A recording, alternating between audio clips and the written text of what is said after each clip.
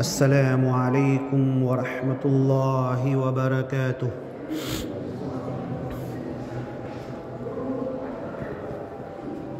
الحمد للہ نحمده ونستعینه ونؤمن به ونتوکل علیہ ونعوذ باللہ من شرور انفسنا ومن سیئات اعمالنا من يهده الله فلا مضل له ومن يضلله فلا هادي له ونشهد أن لا إله إلا الله وحده لا شريك له ونشهد أن محمدًا عبده ورسوله أرسله إلى كافة الناس بشيرًا ونذيرًا وداعيا إلى الله بإذنه وسراجا وقمرا منيرا وصلى الله عليه وسلم تسليما كثيرا كثيرا اما بعد۔ اے دنیا کے تمام انسانوں، محمد الرسول اللہ صلی اللہ علیہ وسلم ہر جمعہ کا خطبہ دیتے تھے اور خطبے کی شروعات کرتے تھے ان الحمد للہ، ساری تعریف، ہر قسم کا گنگان، ہر قسم کی بڑائی، ہر قسم کی تسبیح، ہر قسم کی عظمت صرف اور صرف ایک اللہ کے لیے ہے۔ نحمدہ، ہم اسی کی تعریف کرتے ہیں، ونستعینہ، اپنے ہر کام میں اللہ سے مدد مانگتے ہیں، وَنُؤْمِنُ بِهِ، اور اسی پر پکا ایمان رکھتے ہیں، وَنَتَوَكَّلُ عَلَيْهِ، اور اس زندگی کے ہر معاملے میں مکمل بھروسہ ہم صرف اللہ تعالیٰ پر رکھتے ہیں، وَنَعُوذُ بِاللَّهِ مِن شُرُورِ أَنفُسِنَا، اور جو ہمارا دل ہے، ہمارا دماغ ہے، ہماری سوچ ہے، ہمارا خیال ہے، ہمارا نفس ہے، اس کی گندگی، اس کی خباثتوں سے اللہ کی مدد چاہتے ہیں۔ وَنَعُوذُ بِاللَّهِ مِن شُرُورِ أَنفُسِنَا وَسَيِّئَاتِ أَعْمَالِنَا، اور ہم سے کوئی برا عمل سرزد ہو، کوئی گناہ ہو، کوئی غلطی جان بوجھ کر ہو، اس سے اللہ کی پناہ چاہتے ہیں، مدد چاہتے ہیں۔ مَن يَهْدِهِ اللَّهُ فَلَا مُضِلَّ لَهُ، اللہ جسے سیدھے راستے کی ہدایت دے دے۔ نماز میں ہم لوگ دعا کرتے ہیں نا، اہدنا الصراط المستقیم، اللہ ہمیں سیدھا راستہ دکھا، سرلگ مارگ، مکتی کا راستہ، ہدایت کا راستہ، تیری مرضی والا راستہ، جس پر تو خوش ہو جائے، اور تیری ناراضگی سے بچنے والا راستہ۔ من يهده الله فلا مضل له، یہ سیدھا راستہ اللہ جس کو دکھا دے اسے کوئی گمراہ نہیں کر سکتا۔ وَمَن يُضْلِلْهُ، اور اللہ جسے گمراہ کر دے، اللہ جسے ہدایت سے دور کر دے، اللہ جس کو سیدھے راستے سے ہٹا دے، تو عقل ہونے کے بعد، سوجھ بوجھ ہونے کے بعد، علم ہونے کے بعد، روشنی ہونے کے بعد، ہدایت ہونے کے بعد، کلام پاک قرآن ہونے کے بعد، دین اسلام، انبیاء، رسول، نبی، حدیثیں، سلف صالحین، صحابہ، تابعین، سب ہونے کے بعد بھی وہ انسان کبھی ہدایت پر نہیں آ سکتا جس کو اللہ گمراہ کر دے۔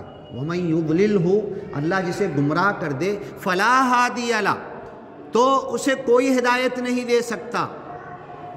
إِنَّكَ لَا تَهْدِي مَنْ أَحْبَبْتَ، اللہ کے رسول صلی اللہ علیہ وسلم لوگوں کو اسلام کی طرف بلانے کے لیے، اس قرآن پر لانے کے لیے، اسلام کے اوپر ان کی زندگی لانے کے لیے جد و جہد انتھک کرتے تھے، پوری زندگی لگا دیا تھا، کھانا پینا، کپڑا لتا، بیوی بچے، گھر بار، کھانا کمانا، یہ سب تو ہر انسان کے ساتھ لگا ہوا ہے، اس کی طرف دھیان نہ دیتے ہوئے بھوکے رہتے ہوئے، تن پر صرف ایک لنگی ہے، کوئی اوپر کی چادر دیا تو پھر کسی کو دے دیا، تو اس کام کے لیے مسلسل لگے رہتے تھے، یہاں تک کہ اللہ تعالیٰ کلام پاک میں کہنا پڑا لَعَلَّكَ بَاخِعُ نَفْسَكَ أَلَّا يَكُونُوا مُؤْمِنِينَ۔ اللہ کہتا ہے ہمیں تو ایسا لگتا ہے کہ تم تو سمجھا رہے ہو، تم تو بتا رہے ہو، تم تو جا رہے ہو، ان کے کان میں آواز ڈال رہے ہو، ایک اللہ کی توحید، اس دین اسلام کی طرف آنے کے لیے بڑے دل سے، محبت سے، محنت سے لوگوں کو بتا رہے ہو لَعَلَّكَ بَاخِعُ نَفْسَكَ، لیکن تم اتنا اس کے پیچھے لگے ہو، تمہیں آرام، سونا، کھانا پینا، دنیاوی آرام کی بھی فکر نہیں ہے، تم اپنے آپ کو گویا کہ ہلاک کر لو گے، لَعَلَّكَ بَاخِعُ نَفْسَكَ أَلَّا يَكُونُوا مُؤْمِنِينَ، اگر یہ مردود ایمان نہ لائے، مومن نہیں ہوئے، تو کیا تم ان کے پیچھے اپنی جان ہلاک کر دو گے؟ لَعَلَّكَ بَاخِعُ نَفْسَكَ إِن لَّمْ يُؤْمِنُوا بِهَذَا الْحَدِيثِ أَسَفًا، سورہ کہف جو ہمیں پڑھتے ہیں اسی کی آیت ہے کہ اس بات، قرآن کو حدیث کہا گیا یہاں پر، إِن لَّمْ يُؤْمِنُوا بِهَذَا الْحَدِيثِ، حدیث کا مطلب ہوتا ہے بات، ان احسن الکلامی کلام اللہ، سب سے اچھا کلام اللہ کا کلام ہے، وَأَحْسَنَ الْهَدْيِ هَدْيُ محمد صلی اللہ علیہ وسلم، اور سب سے بہترین ہدایت کا جو راستہ کسی نے بتایا ہے، ہر نبی نے بتایا ہے، لیکن آخر میں قیامت تک کے لیے جو بتایا ہے وہ محمد رسول اللہ صلی اللہ علیہ وسلم کا ہے۔ إِن لَّمْ يُؤْمِنُوا بِهَذَا الْحَدِيثِ أَسَفًا، اگر یہ اس قرآن پر، اس بات پر، اس اللہ کے کلام پر ایمان نہ لائے، تو کیا اللہ کے رسول، تم اپنے آپ کو کوڑھ کر، اللہ کے رسول کو بہت تکلیف ہوتی تھی، بھوک رہتے تھے، پیاسے رہتے تھے، اس میں تکلیف نہیں ہوتی تھی، دنیا لٹ جاتی تھی، گھر میں کچھ نہیں ہے، چھوٹا سا گھر ہے، کھڑے ہوتے ہیں تو چھت سے ٹکراتا ہے، پیر پھیلاتے ہیں تو دیوار سے ٹکراتا ہے، اس کا کوئی غم نہیں تھا آپ کو، لیکن غم اگر تھا کہ یہ میں لوگوں کو کیسے کمر پکڑ پکڑ کے کھینچ کے ان کو جہنم سے بچا لوں، ان کو میں اللہ کی آگ سے بچا لوں۔ ایک مرتبہ تو اللہ کے رسول صلی اللہ علیہ وسلم، کسی نے سوال کیا کہ اللہ کے رسول آپ خود کہتے ہیں کہ اللہ اس دنیا کی جو ماں رحم کرنے والی ہے، 70 ماؤں سے زیادہ اللہ رحم کرنے والا ہے، اور ایک دنیا کی ماں اپنے بچے کو آگ میں جلنا نہیں پسند کر سکتی، آگ میں نہیں دیکھ سکتی، تو اللہ کیسے اپنے بندوں کو جہنم میں ڈالے گا؟ اب سوال تو بہت اہم ہے، اور سوال تو ایسا ہے کہ جواب کیا دیا جائے، اور یہ پکی بات ہے، لَأَمْلَأَنَّ جَهَنَّمَ مِنَ الْجِنَّةِ وَالنَّاسِ أَجْمَعِينَ، اس جہنم کو بھر کے رہوں گا، جہنم ضرور بھرے گا، جنوں سے اور انسانوں سے۔ حالانکہ جہنم سے بچانے کے لیے سب سے پہلے نبی کون ہے؟ تھوڑا بولتے جاؤ تو ساتھ میں اچھا لگتا ہے۔ سب سے پہلے نبی دنیا کے آدم علیہ السلام سب سے پہلے نبی ہیں۔ حضرت آدم سے لے کر محمد الرسول اللہ صلی اللہ علیہ وسلم تک ڈھیر سارے نبی رسول پیغمبر آئے، ہم کہتے ہیں 1,24,000۔ فَإِمَّا يَأْتِيَنَّكُم مِّنِّي هُدًى، حضرت آدم کو جب زمین پر اتارا تو قرآن میں کہا کہ میری طرف سے ہدایت آئے گی، گائیڈ لائن آئے گی، جینے کا راستہ بتانے کا، سارے نبی رسول پیغمبر تمہیں بتائیں گے۔ فمن تبع ہدایا، جو میری ہدایت کے پیچھے چلے گا، فلا خوف علیہم ولا هم يحزنون، اس دنیا کے اندر کوئی خوف غم نہیں ہوگا، کوئی حزن اور ملال نہیں ہوگا، انہیں کوئی ٹینشن نہیں ہوگا۔ تو اللہ کے رسول صلی اللہ علیہ وسلم بس یہ چاہتے تھے کہ کیسے لوگ ایمان میں داخل ہو جائیں۔ تو سوال کیا گیا کہ ایک ماں تو اپنے بچے کو آگ میں جلتے دیکھ نہیں سکتی، تو اے اللہ کے رسول صلی اللہ علیہ وسلم، اللہ اپنے بندوں کو کیسے ڈالے گا؟ اور دوسری طرف قرآن میں وعدہ کیا، لَأَمْلَأَنَّ جَهَنَّمَ، بھر دوں گا جہنم۔ حالانکہ اللہ نہیں چاہتا. ما یفعل اللہ بعذابکم، اللہ کو کیا ملے گا تمہیں عذاب دے کر؟ اللہ تمہیں عذاب نہیں دینا چاہتا. ان شکرتم و آمنتم، اگر شکر گزار بندے بن گئے، ایمان کا حق ادا کر دیے، تو اللہ کو تمہیں عذاب دینے کی کوئی ضرورت نہیں ہے. اب سوال کیا گیا کہ اللہ کیسے اپنے بندوں کو ڈالے گا؟ اور دوسری طرف یہ دیکھو، سورہ قاف کے اندر اکثر جمعہ کے اندر پوری سورہ پڑھتے تھے اللہ کے رسول صلی اللہ علیہ وسلم. خطبہ یہی ہوتا ہے، پوری سورہ قاف پڑھتے تھے. ایک صحابیہ ہے، وہ کہتی تھی کہ میں نے جمعہ میں اللہ کے رسول صلی اللہ علیہ وسلم کی زبان سے خطبے میں سورہ قاف سن کر میں نے یاد کی ہے. اس کے اندر کہا گیا یوم نقول لجہنم، ہم جہنم سے پوچھیں گے، کہیں گے حل امتلأتی، بھر گئی، تیرا پیٹ بھرا، ہاں تیرے اندر جتنے بندے گرے جل رہے ہیں، تجھے اور چاہیے کیا؟ حل من مزید، کیا اور چاہیے تجھے؟ فتقول، تو کہے گی حل من مزید، آنے دو آنے دو اور آنے دو. ایسی آگ، نار اللہ، اللہ کی آگ ہے، الموقدہ، جو اللہ کی سلگائی ہوئی ہے. میں لکڑیاں جمع کروں 1 سال 2 سال 10 سال، گھاس تیل لاؤں، پیٹرول لاؤں، ڈیزل لاؤں، اور ایک ماچس لگا دوں، تو ایک انسان کی لگائی ہوئی سلگائی ہوئی آگ پورا شہر گاؤں جلتا چلا جاتا ہے. جنگل میں آگ لگتی ہے، سالوں سال بجھتی نہیں ہے. انسان کی سلگائی ہوئی آگ اتنی ڈینجر ہوتی ہے. نار اللہ، اللہ کی جلائی ہوئی آگ، اللہ کی سلگائی ہوئی آگ. اللہ نے جسے دہکایا ہے، دہکایا، جہنم کو جلایا، لال ہو گئی، اور بھڑکی اور دہکایا، ہزاروں سال تک کے کالی ہو گئی. تو یہ اللہ کی فَإِنَّهَا عَلَيْهِمْ مُؤْصَدَةٌ فِي عَمَدٍ مُمَدَّدَةٍ، آگ کے جو شعلے اٹھ رہے ہوں گے لمبے لمبے ستونوں کی طرح. ستون ایسے دور سے نظر آئے کوئی کھمبا ہے، لیکن وہ آگ کے شعلے اٹھ رہے ہیں. پل بھر میں جلانے کے لیے کافی ہے. پوری دنیا میں جہنم کی ایک چنگاری آ کر گر جائے، پوری دنیا کوئلہ نہیں، راکھ بن کے کہاں اڑے گی پتہ نہیں چلے گا. یہ اللہ کی آگ ہے. اس آگ میں اللہ اپنے بندوں کو کیوں ڈالے گا؟ ما یفعل اللہ بعذابکم، تمہیں عذاب دے کر اللہ کو کیا ملنے والا ہے؟ اللہ تو چاہتا ہے سب نعمتوں بھری جنتوں میں جائیں. اللہ تو چاہتا ہے کہ جو اللہ نے ما لا عین رأت، کسی آنکھ نے دیکھا نہیں ہے، ولا اذن سمعت، کسی کان نے سنا نہیں ہے، ولا خطر علی قلب بشر، کسی انسان کے دل میں وہ خیال نہیں آ سکتا. ایسی نعمتیں اللہ نے تیار کی. اللہ تعالیٰ جنتی سے سوال کرے گا، تمنا مانگ، تمنا کر، کیا کیا چاہیے، وہ تمنا کرے گا، صرف دل میں سوچے گا اور وہ چیزیں حاضر ہوتی چلی جائے گی. ادنا جنتی، جو سب سے اخیر میں جہنم سے نکلے گا، اس کو اتنی بڑی جنت ملے گی، عرضھا کعرض السماوات والارض، زمین اور آسمان سے بڑی، 7 زمینیں 7 آسمان، اس سے بڑی جنت سب سے آخری انسان جو جہنم سے نکلے گا اس کو ملے گا. اللہ کہے گا تمنا کر، مانگ، کیا چاہیے تجھے، وہ تمنا کرے گا، سب حاصل ہو جائے گا. پھر اللہ کہے گا اور مانگ، کیا مانگ، اور تمنا کر جنت میں. بندہ کہے گا میری دل کی خواہش ختم ہو گئی.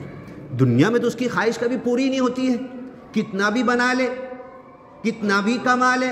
اللہ کے رسول نے کہا کہ ابن آدم کو ایک پہاڑ سونے کا مل جائے تو وہ سونے کا پہاڑ قبضے میں تو لے لے گا، ہاں میرا ہے، میرے باپ کا ہے، مرے تک اس پر قبضہ رکھوں گا. بازو میں جائے گا، بازو والا پہاڑ بھی کھود کے دیکھے گا، یہ سونے کا ہے تو یہ بھی ضرور کچھ کم سونے کیرٹ کا نکل سکتا ہے. یہ انسان اور انسان کی پیٹ، انسان کی تمنائیں یہ نہیں پوری ہو سکتی الا التراب.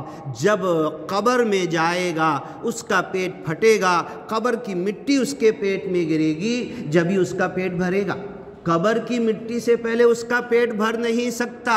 یہ انسان ہے، جنت میں تمنا کر کر کے مانگ کر بولے گا میری تمنا پوری ہو گئی، اللہ کچھ بچا ہی نہیں، اب کچھ خواہش بچی ہی نہیں، اب کیا مانگوں؟ تو اللہ تعالیٰ قرآن میں کئی جگہ کہا وَلَدَيْنَا مَزِيد، ہمارے پاس اور بہت ساری چیزیں تیرے خیال میں بھی نہیں ہیں، تیری تمناؤں میں بھی نہیں ہیں، تو سوچ بھی نہیں سکتا، نہ دنیا میں سوچ سکتا تھا، نہ جنت میں آنے بعد تیرے دل میں خیال آ رہا ہے۔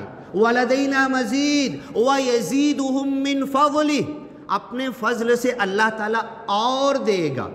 تو اتنی نعمتوں بھری جنتیں جو اللہ نے تیار کر کے رکھا ہے، وہ کس کے لیے ہے؟ کس کے لیے ہے وہ نعمتیں؟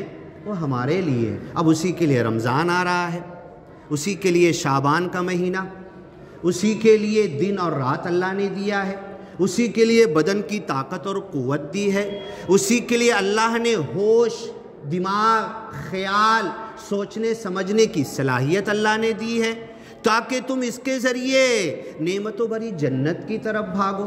تو پھر آ جاؤ اسی سوال کی طرف کہ ایک ماں اپنے بچے کو آگ میں جلنے دینا نہیں چاہتی، اپنا سب کچھ قربان کر دے گی، اس بچے کو آگ سے جلنے سے بچائے گی۔ تو اللہ کے رسول صلی اللہ علیہ وسلم سے جب یہ سوال کیا گیا تو اللہ کے رسول صلی اللہ علیہ وسلم رونے لگے، ہچکی بن گئی، دونوں آنکھ سے آنسو جاری ہو گئے۔ لن يدخل اللہ تعالیٰ کسی کو جہنم میں داخل نہیں کرے گا، اللہ تعالیٰ کسی کو جہنم میں داخل نہیں کرے گا، اللہ تعالیٰ کسی کو جہنم میں داخل نہیں کرے گا۔ آگے کا جملہ سنو، الا من ابا، جس نے انکار کیا، جس نے غرور، گھمنڈ، تکبر کیا، جس نے اکڑ بازی کی، جس نے اپنی مرضی کو اللہ کی مرضی کے آگے کیا، جس نے اپنے دل کی خواہشات کو اللہ کے رسول صلی اللہ علیہ وسلم کی دی ہوئی تعلیمات کے آگے کر دیا، الا من ابا، اس نے انکار کر دیا۔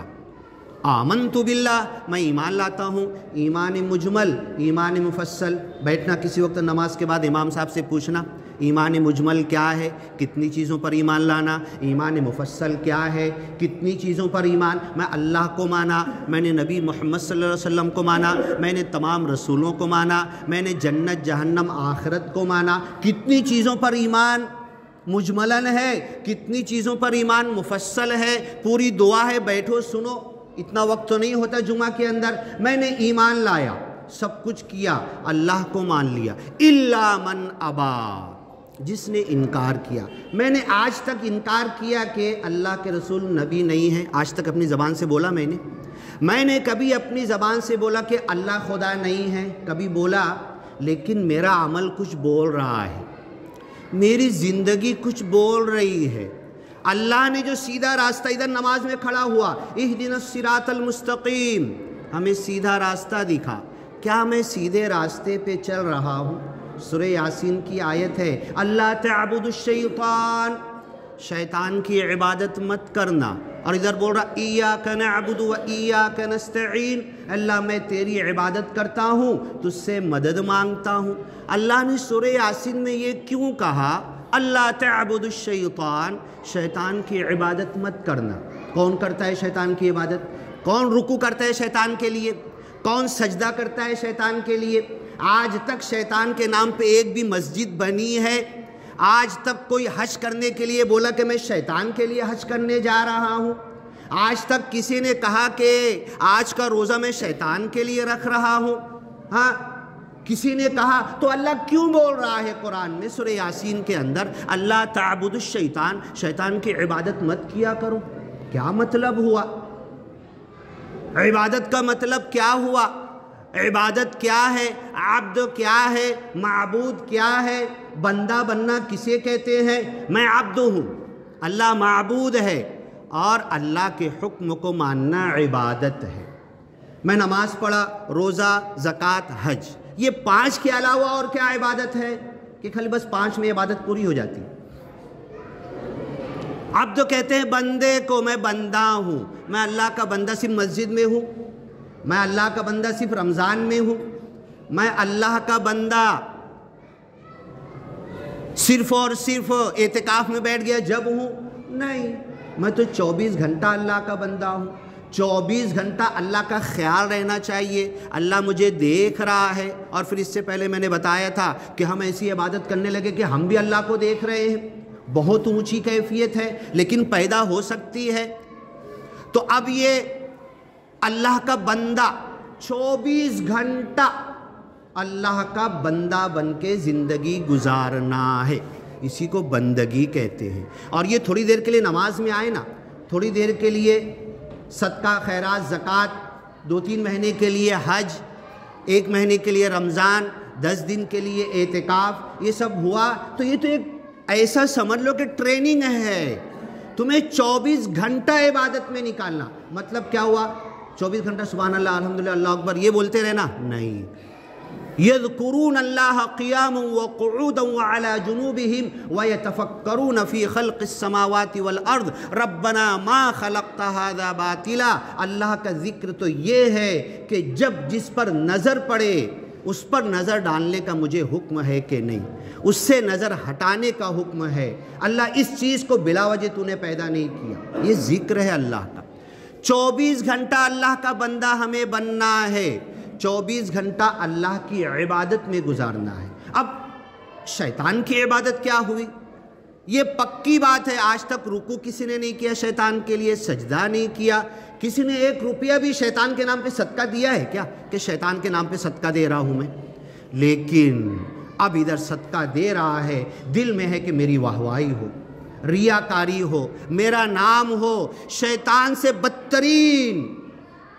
افرأیت من اتخذ الہہ ہواہ، کیا تو نے اس بندے کو دیکھا جس نے اپنی دل کی تمناؤں کو خدا بنا لیا ہے؟ میں نے ایک سوال کیا، دنیا کی سب سے بڑی مورتی کیا ہے؟ دنیا کی سب سے بڑی مورتی کہاں ہے؟ دنیا کی سب سے بڑی مندر کہاں ہے؟ تو کوئی کچھ سوچتا ہے، کوئی کچھ سوچتا ہے۔ اللہ نے کہا افرأیت، کیا تو نے دیکھا من اتخذ الہہ ہواہ، جس نے اپنی دل کی مرضیوں کو اپنا خدا بنا لیا۔ سب سے بڑی مورتی میرے دل میں ہے، سب سے بڑی مورتی انا پرستی ہے، سب سے بڑی مورتی میں بڑا، میں ایسا، میں اس عہدے پر، میں کیا، اسے سمجھ رہا کیا، یہ سب سے بڑی مورتی ہے۔ تو ہم کہیں اور جا کے ڈھونڈتے ہیں، ہمیں افسوس ہو رہا ہے فلاں جگہ پر یہ ہوا، مسجد کی جگہ پر یہ ہوا، ایسا کر دیا گیا۔ لیکن جو دل اللہ نے مجھے میری طاقت میں ہے، ابھی وہ مسجد کی جگہ میری طاقت میں نہیں ہے، میں جاؤں گا تو ہو سکتا ہے شہید ہو جاؤں، کام بنے نہ بنے، لیکن اس دل کی مورتی کو نکالنا کون منع کیا ہے؟ اس دل میں مورتی کو بٹھانا کس نے اجازت دیا ہے؟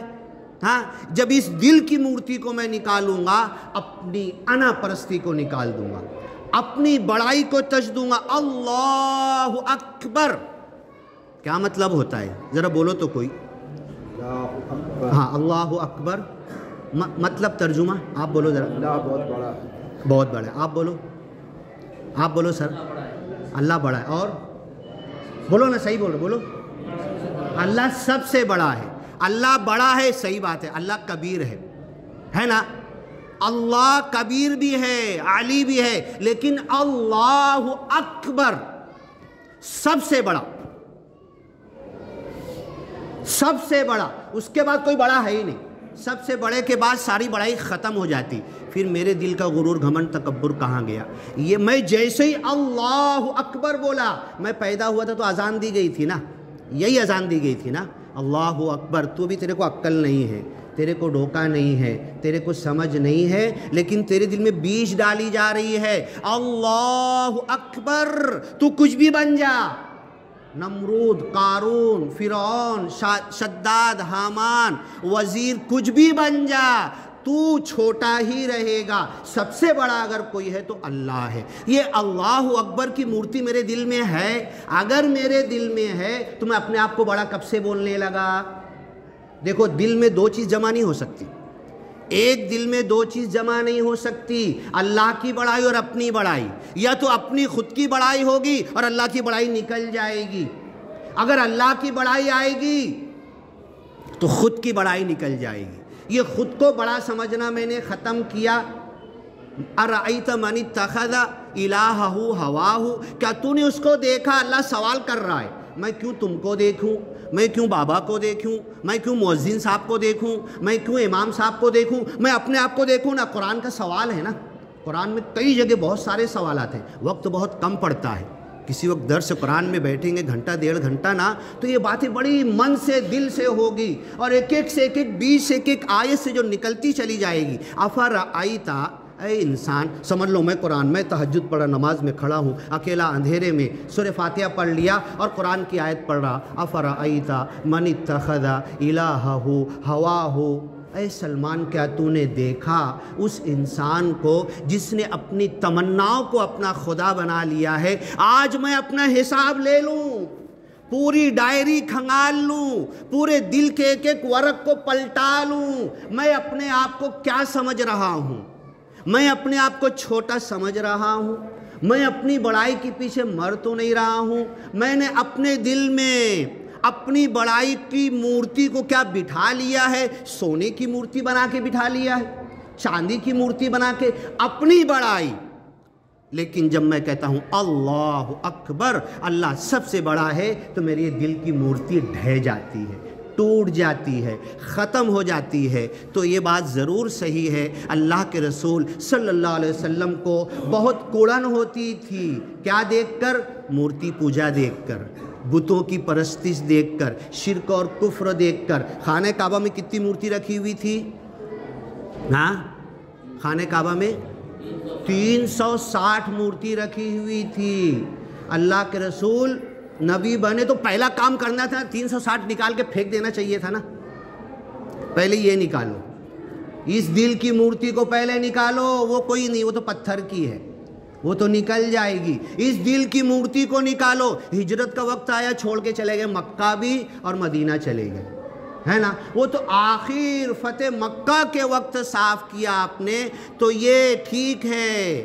لوگ بابری مسجد کا نام لیتے ہیں، گیان واپی مسجد کا نام لیتے ہیں، اس مسجد کا اس مسجد کا، یہ تو 2 3 4 ہے، سن لو انڈیا میں کئی ہزار ہے، اور اب آگے کیا کیا ہونے والا دیکھتے رہو۔ اگر اس مورتی کو جو دل میں بیٹھی ہوئی ہے اس کو ہم نے نہیں نکالا تو اللہ ہمیں اس دنیا میں تو برباد کرے گا ہی کرے گا، اور سیدھا جہنم میں پہنچ جائے گا۔ اور جو اللہ کے رسول نے کہا، رو کر کہا، دونوں آنکھ سے آنسو جاری ہو کر آپ نے کہا، کوئی جہنم میں نہیں جائے گا، کوئی جہنم میں نہیں جائے گا، کوئی جہنم میں نہیں جائے گا، لیکن انکار کرنے والا جائے گا۔ تو میں اللہ اکبر بول رہا ہوں، سچا ہوں کہ جھوٹا ہوں، ادھر بڑائی تو میری انا پرستی تو میرے دل میں بھری ہوئی ہے، میں جھوٹا ہوں کہ سچا ہوں۔ اس من کی مورتی کو تو جو اللہ نے سوال کیا، افرأیتا، کیا تو نے دیکھا اس بندے کو، اتخذ الہہ ہواہ، اپنی تمناؤں کو، اپنی خواہشات کو، اپنی مرضیوں کو، اپنی لالچ کو، اس دنیا کے پیچھے بھاگنے کو اس نے خدا بنا لیا ہے۔ اللہ تعالیٰ مجھے اپنی بڑائی انا پرستی سے بچا لے، اور جو میں نے خدا بنا لیا تو میں جہنم میں کبھی نہیں جاؤں گا، الا من ابا، میں انکار کرنے والوں میں سے نہیں رہوں گا۔ بارک اللہ لنا ولکم فی القرآن المجید ونفعنا وإیاکم بالآیات والذکر الحکیم، انہ تعالی جواد کریم ملک بر رؤوف رحیم ورب حمید۔